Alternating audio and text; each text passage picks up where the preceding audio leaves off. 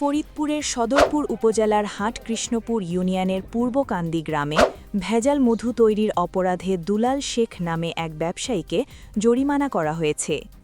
রবিবার ১৫ মার্চ সদরপুর থানা পুলিশের সহায়তায় পরিচালিত এক অভিযানে এই জরিমানা করেন উপজেলা সহকারী কমিশনার ভূমি রিফাত আঞ্জুম প্রিয়া। স্থানীয় সূত্রে জানা যায়, দীর্ঘদিন ধরে দুলাল শেখ তার বাড়িতে অস্বাস্থ্যকর পরিবেশে ভেজাল মধু তৈরি করে বাজারজাত করে আসছিলেন। গোপন সংবাদের ভিত্তিতে রবিবার বিকেলে সেখানে অভিযান চালায় প্রশাসন। অভিযানে দেখা যায়, মধু তৈরির উপকরণ হিসেবে চিনি, গুড়, কাপড়ের রং ও বিভিন্ন ক্ষতিকারক কেমিক্যাল ব্যবহার করা হচ্ছে। এছাড়া মধু সংরক্ষণের পাত্রে অস্বাস্থ্যকর পরিবেশ এবং একটি পাত্রের ভেতর মৃত টিকটিকি পাওয়া যায়। জব্দ করা হয় প্রচুর পরিমাণে পুরনো ও মানহীন মধু, যা জনস্বাস্থ্যের জন্য চরম ঝুঁকিপূর্ণ।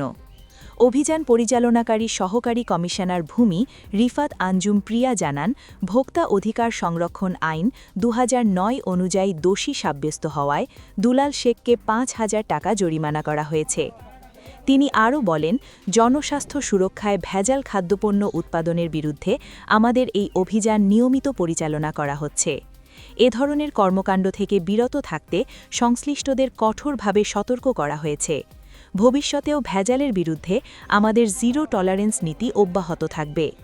অভিযানকালে স্থানীয় গণ্যমান্য ব্যক্তি ও পুলিশ বাহিনীর সদস্যরা উপস্থিত ছিলেন।